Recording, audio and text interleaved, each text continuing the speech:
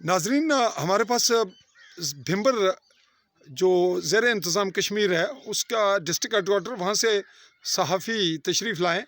यहाँ अंसर महमूद शहीद जो 25 नवंबर 2020 को इंडियन टारगेट फाइट से शहीद हुआ, उसके घर मौजूद हैं।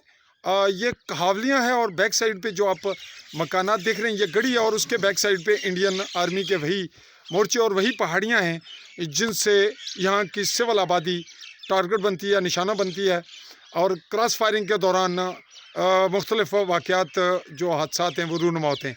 हम यहाँ पूछना चाहेंगे हमारे पास जो साफ़ी हैं कि अपने तारुफ़ के साथ ये अपना नुक्ता नज़र कश्मीर के हवाले से क्या कहते हैं जी। बिस्मिल्लाहिर्रहमानिर्रहीम। Chaudhary Saleem Sagar, additional general secretary, Kashmir press club member. हम तशरीफ़ इधर आए अंसर शहीद के घर फातह खानी के लिए, जो इंडियन आर्मी की फायरिंग की वजह से शहीद हुए। हम अक़वाम मुत्तहिदा से ये मुतालबा करते हैं कि उनकी जो करारदाद है उनके मुताबिक कश्मीरियों की रायशुमारी और खुद अरादियत जो कश्मीरी अवाम से वादा किया गया है उसको पूरा किया जाए।